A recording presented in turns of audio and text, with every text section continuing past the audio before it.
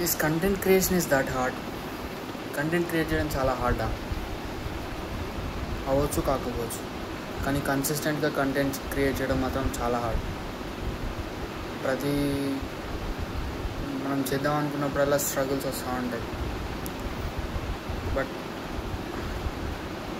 ఏం చేయగలుగుతాం మనం?